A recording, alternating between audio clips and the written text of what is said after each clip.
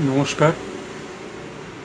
স্পর্শনন্দন Braille ম্যাগাজিনের দৃষ্টিবান কবিদের যে অনুষ্ঠান চলছে, দৃষ্টিবান কবিদের কবিতা থেকে যাতে দৃষ্টি প্রতিবন্ধী কবিরা শিখতে পারে, সেই জন্য আমাদের দৃষ্টিবান কবিদের কবিতা পাঠের স্বরচিত কবিতা পাঠের অনুষ্ঠান শুরু হয়েছে।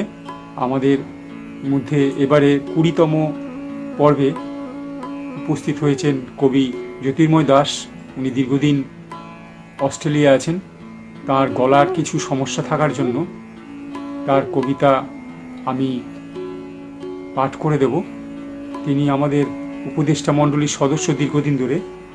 তার আগে, তার কবিতা পাঠ করে দেওয়ার আগে তার সম্বন্ধে দুই এক কথা আমি বলছি। তার জন্ম 4 আগস্ট 1940, বাংলা 16ই শ্রাবণ 1347, কলকাতায়। কবি দীর্ঘদিন ধরে লিখছেন, পুরস্কার পেয়েছেন বহু। তার মধ্যে উল্লেখযোগ্য হল সম্প্রীতি, অতন্দ্রপথ, মেটেফুল, উন্মুক্ত উচ্ছ্বাস, পশ্চিমবঙ্গ বাংলা একাডেমি ও দক্ষিণ ভারত মারোয়াড়ি সমাজ দ্বারা যৌথভাবে তিনি চন্দ্র বরদাই পুরস্কারে সম্মানিত হয়েছিলেন। সাহিত্য একাডেমির স্বীকৃত অনুবাদক এবং ইনি লিটল ম্যাগাজিন লাইব্রেরি পুরস্কারও পেয়েছেন। জ্যোতির্ময়দার মোট 6টি কাব্যগ্রন্থ আছে। তার কবিতার মধ্যে যে নিরেট ভাবমূর্তি ফুটে ওঠে, সেটা আধুনিক কবিতার জগতে বিরল বলা যায়। আমি এখন তার কবিতাগুলি পাঠ করে শোনাচ্ছি। সন্ত মাদার টেরেসা। তিনি ঈশ্বরের শেষ ঠিকানার সন্ধান জানতেন। ঈশ্বরকে তিনি দেখেছেন মনুষ্যত্বের নগ্ন ভগ্নস্তূপে, পরিচয়হীন অসংখ্য জারজ সন্তানের শীর্ণ হাসিতে এবং 3 লক্ষ পরিত্যক্ত বিধবার অব্যক্ত দৃষ্টির অসহায় ছবিতে। তার ঈশ্বর কুষ্ঠের গলিত ক্ষতে ব্যথা কাতর, তীব্র ক্ষুধার জ্বালায় যন্ত্রণাতুর, ফুটপাথের নির্বাসিত রাজ্যে নিরাশ্রয় বিপন্ন ঈশ্বরের তিনি শেষ পর্যন্ত খুঁজে পেয়েছিলেন অবক্ষয়ের শেষ বদ্বীপে দাঁড়িয়ে থাকা লজ্জিত লাঞ্ছিত ভিক্ষুকের নিরন্নকুলের তে উত্থানের শেষ দিন পর্যন্ত তাদের নিয়েই তিনি তৈরি করেছিলেন তার স্বপ্নের সংসার, তার ঈশ্বরের অপার্থিব ঘরবাড়ি। পরের কবিতা ফিরে দেখার মুহূর্তে। ঘুমের মধ্যে আরও বেদনার মতো মাঝরাতে ট্রেন চলে যায়। রেললাইনের জড়ানো পাথরে তার প্রতিধ্বনি বাজতে থাকে অনন্তকাল। আমি সচকিত হয়ে ভাবতে থাকি, আমারও কোথাও কি যাবার ছিল? আমারও কোথাও কি যাবার কথা ছিল? কেউ কি অপেক্ষায় আছে আমার জন্যে এই তৃতীয় বিশ্বে? শীতের আর্ত হাওয়ায় কোথাও কোনো প্রতিশ্রুতির ঋণ জমা ছিল কিনা জানা হয় না। পরের কবিতা প্রশ্নাতীত জিজ্ঞাসা।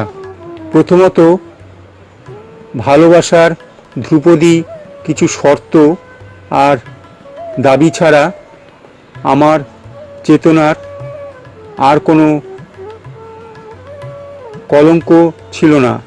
দ্বিতীয়ত, শব্দ আর অক্ষরে নন্দিত কিছু স্বপ্ন দেখা ছাড়া আর কোনো অপরাধ স্পর্শ করেনি আমাকে। তবু কেন আজীবন এই ছিন্ন কারাবাস? আকণ্ঠ অতৃপ্তি কেন একমাত্র অর্জন আমার? শব্দের বাক প্রক্রিয়াকে আরতি করা কি এত অপরাধ? পরের কবিতা যন্ত্রণা শুদ্ধি। অক্ষরের রক্তগোলাপ দিয়ে যন্ত্রণারই চয়ন কেবল, শব্দের ভুবন গড়ে ওঠে যন্ত্রণার পরিশুদ্ধ ধৈবতে। অথচ সন্ধ্যালোকের ব্যথিত আবহে জন্ম নেয় পবিত্র কবিতা। ঝরে পড়ে আরতির ছন্দে, মন্দিরে মন্দিরে মন্ত্রের বিভঙ্গে। নটরাজের নৃত্যের আলোয় ধরা থাকে যন্ত্রণা সঙ্গীত। পৃথিবীর আহ্নিক যাত্রায় বাঁধা পড়ে সময়ের যন্ত্রণা প্রহর। তাই আজ যন্ত্রণাই শুদ্ধ সাধনা, আর সিদ্ধিও তাতেই। আমি স্মৃতি বিস্মৃতির দোলাচলে বসে থাকি দীর্ঘকাল। পরিযায়ী পাখিরা ফিরে যায় বাৎসরিক দেখাশোনার পর। ঘুমের মধ্যে নিরুদ্বেগ যন্ত্রণার মতো চলে যায় মাঝরাতের ট্রেন। আমার স্থবিরতায় শোনা যায় প্রতিধ্বনি তার অবিরাম আর্তনাদের মতো। সুন্দরের যাত্রা। এবার আমাদের পরবর্তী কবিতা। সুন্দরকে নিয়ে বেঁচে থাকার ব্রত হোক তোমার। ভালোবেসে তাকে আমৃত্যু সাধনার নিত্যতায় মমতার এক সুন্দরতম মুহূর্তকে অর্জন করে জন্ম হয়েছে আমাদের এই ধ্রুব জীবনে। তাকে প্রণতি জানিয়েও কৃতজ্ঞতার অসময়ে সুন্দরের উপাসনাই শাশ্বত ধর্ম হোক তোমার। কোনো ধর্মগ্রন্থের কাছে নত জানু অঙ্গীকার নয়। পরের কবিতা শব্দব্রহ্ম। প্রতিদিন ঘুমোতে যাবার আগে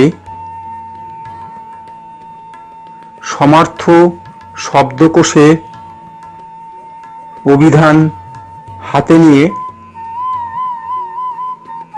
শব্দের অচেনা পৃথিবী আর বিনিবার্মার্গের চিত্রনাট্য লেখা আছে সেখানে। দুইয়ের শব্দের শরীরে এক অলৌকিক স্বপ্নের জ্যোৎস্না ছড়িয়ে থাকে। কিছু শব্দ পাখির ডানায় ভেসে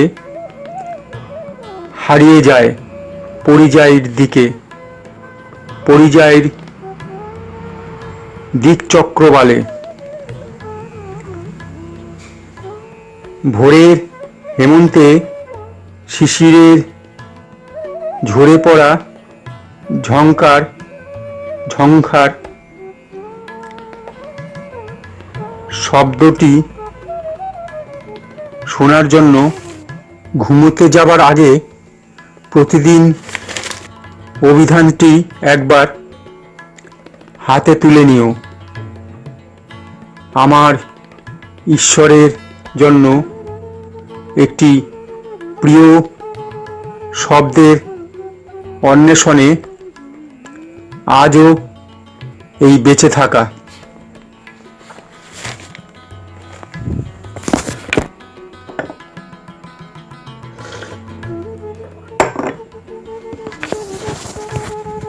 পরের কবিতা লক্ষ্যবিন্দু।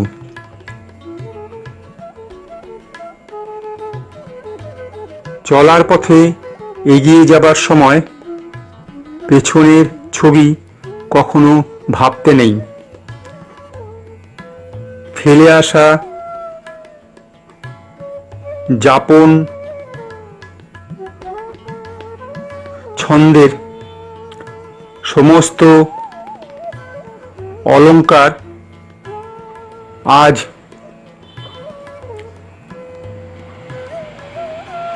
জানা তোমার। শুধু জানা নেই কি মূলধন রাখা আছে গন্তব্যের শেষ ঠিকানায়।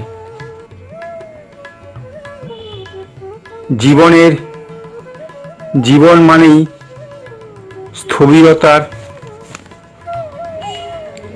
স্থবিরতাকে ক্রমান্বয়ে ভেঙে ফেলার চতুর প্রস্তুতি। এগিয়ে চলার পথে ফেলে আসা জীবনের ছবি ভেবে কোনো লাভ নেই।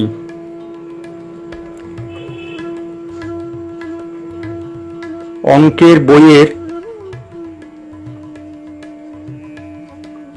বাঁদরেরা 3 পা এগিয়ে 2 পা পিছিয়ে যাচ্ছে অনন্তকাল। তৈলাক্ত বাঁশের শীর্ষ বিন্দুটি তোমার একমাত্র লক্ষ্য হোক। এবং ওনার পরের কবিতা নিঃশব্দ ব্যঞ্জনা।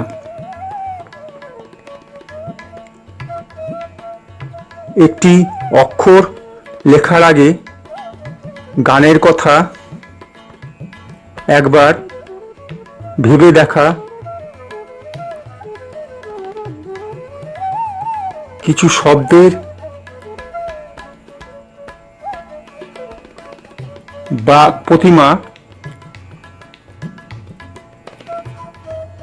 সাজিয়ে সাজিয়ে সুর আর সঙ্গীতের এই স্থপতি কিছু না বলা ধ্বনির মধ্যেও থাকতে পারে অক্ষরের নিঃশব্দ ব্যঞ্জনা। কিছু অক্ষর ছুটে যেতে পারে শব্দভেদী বান হয়ে একটি রক্তাক্ত লক্ষ্যে। একটি অক্ষরকে মুদ্রিত করার আগে একবার সঙ্গীতের কথা ভেবো। পশ্চিমের ভোরের আকাশে প্রতিদিন জেগে ওঠে অক্ষরের আলোরা, অথচ কত স্বপ্ন ভেঙে যায় কিছু অক্ষরের বিকৃত নিমৃতিতে। পরে কবিতা চক্রব্যূহ। আমরা অনেকেই চমৎকার বেঁচে আছি অভিমন্যু হয়ে, অনায়াসে ঢুকে পড়তে পারি জটিল আবর্তের চক্রব্যূহে। ঘর সংসার পেতে বসে থাকি সংকটের ঘেরাটোপে অনন্তকাল।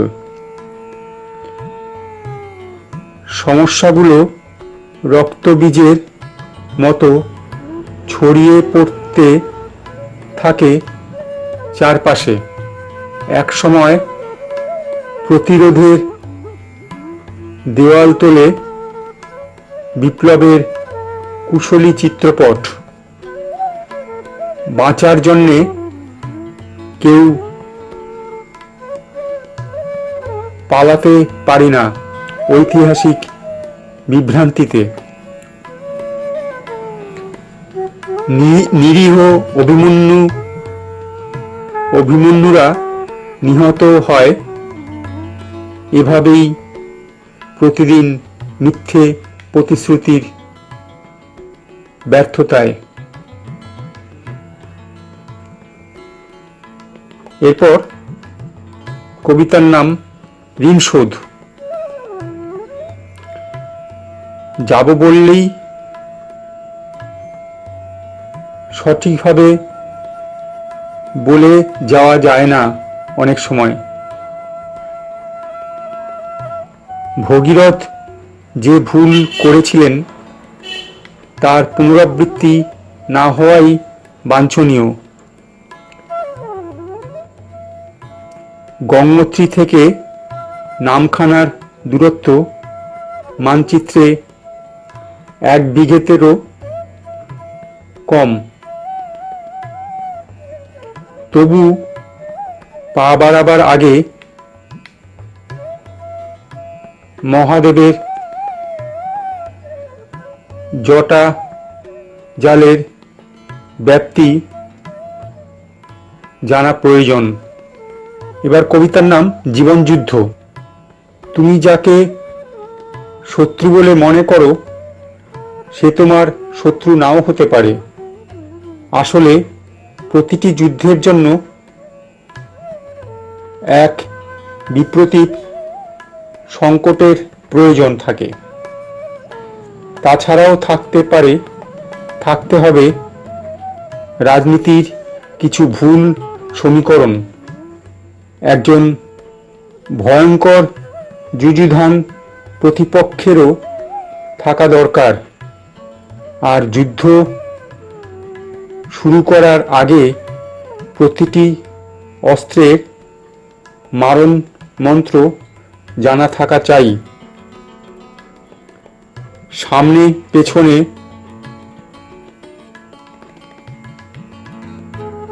ঝণাৎকার নেই অস্ত্রের, নেই কোনো প্রতিপক্ষ। তবু আজীবন চালিয়ে যেতে হয় সংগ্রামের যাবতীয় কৃত কৌশল।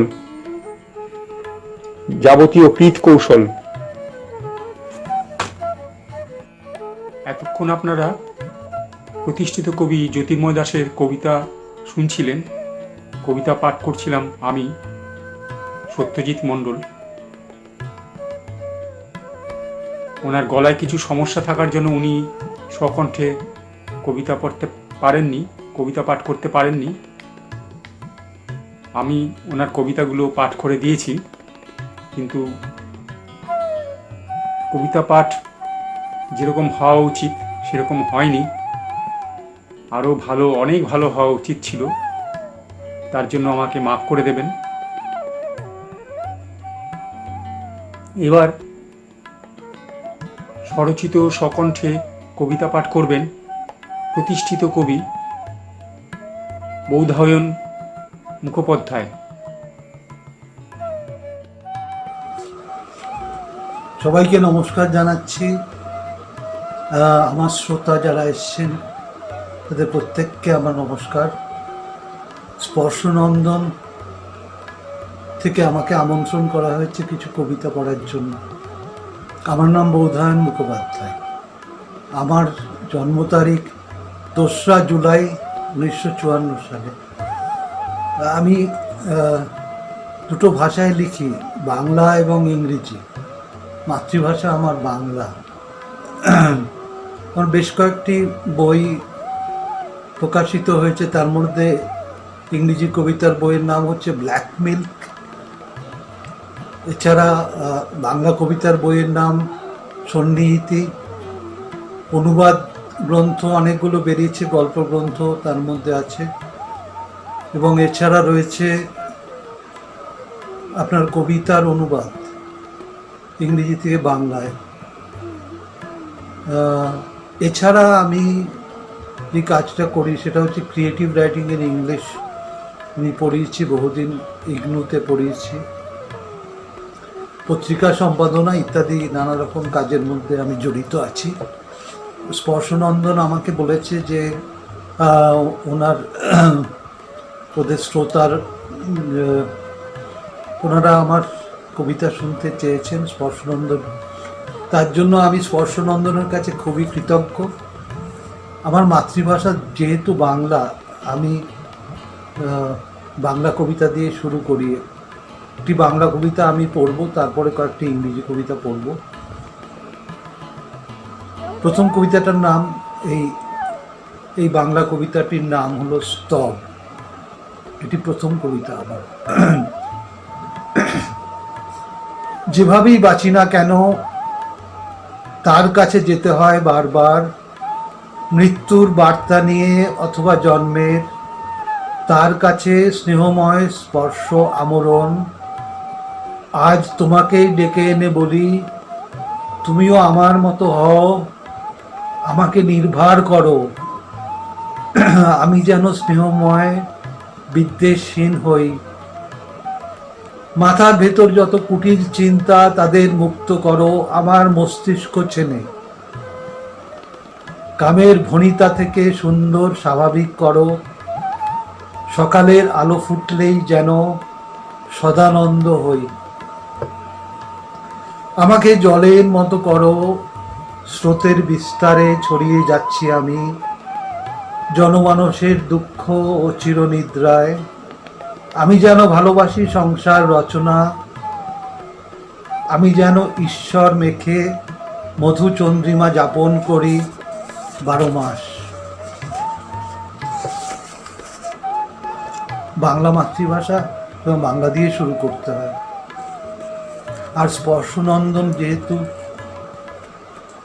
দৃষ্টিহীনতা এবং দৃষ্টিশক্তি দুটোই আমি একই মনে করি। আমার প্রথম কবিতাটা ইংরেজিতে, যেটা এগুলো আমার মৌলিক কবিতা আমি পড়ছি।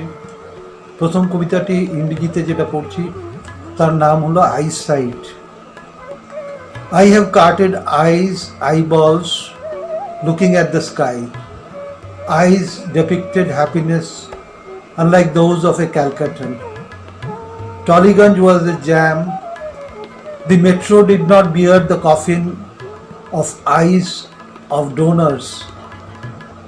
I pulled the cart, no taxi was ready. The eyes looked cheerful, winked at me. Frozen eyeballs lighted my way. They were happy. Want to know why? They dreamed of a better future transplanted in the sockets of men alive. I, blind with very healthy eyes, really lost sight and got it en route to the eye bank at Medical College.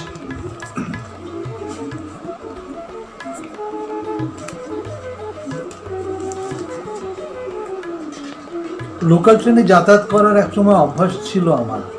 যদিও কলকাতায় থাকি, তবুও বিভিন্ন কাজে আমাকে গ্রাম বাংলায় যেতে হতো, এবং এছাড়া তো আমাকে অনেক জায়গায় মফস্বলে যেতে হতো বিভিন্ন কাজে। এই আমি পশ্চিমবঙ্গের কথাই বলছি, এই লোকাল ট্রেন এখানকার। এই এই কবিতাটার নাম হচ্ছে virgin mother. I saw her begging in the local train, 14-year-old mother, clutching her baby in close embrace, eyelids closing in exhaustion. She had no vermilion kissing her dull hairs, no bangle or Mongol sutra. Love was a trick to make her a fool, drip her virgin blood to flourish a wild oat. The dark tan of her honest nipples I could discern through her tattered blouse, turning sad when menfolk ogled. I know they now thrive in the dew of a child's tears. I know they now thrive in the dew of a child's tears. She could not throw the life away, for if she did, the earth would be swept by dark shadows and my heart turned into a thorny panicle. Time cried in despair when she stood gravely before me for a coin.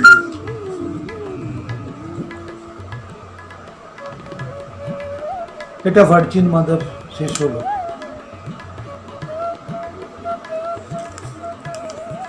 ইংরেজি কবিতা এটা শেষ কবিতা। এই কবিতাটার নাম হচ্ছে contradictions. How your language in print matters so much when none can read, while winds change directions, massive waves of wind turn you to nothing. The sea waves too, fearful beauties they are. I knew not if I should take my kid son far off from the edge of the sea. He was awed, I don't know if from fear or the vengeance of beauty in turmoil, or my face blackened by remorse. Immortality is nothing but the sea, churning life infinitely, oh dear. And I, a poetic turd, call me as you will, look at the sea and change color of my eyes, my love, my death. Contradictions cloud my anguished needs. A fruited tree, a winter, a divine laziness. Oh, let me lie without calling you for help. এখানেই শেষ করছি। নমস্কার, সবাইকে শুভেচ্ছা জানাচ্ছি। সাবধানে থাকবেন সবাই। এই করোনা ক্লান্ত সময়ে আমরা সবাই ঘরবন্দি হয়ে আছি, কিন্তু সাবধানতা অবলম্বন করবেন। সবাইকে শুভেচ্ছা জানিয়ে আজকে শেষ করছি। নমস্কার। আরেকবার নমস্কার জানাচ্ছি সবাইকে।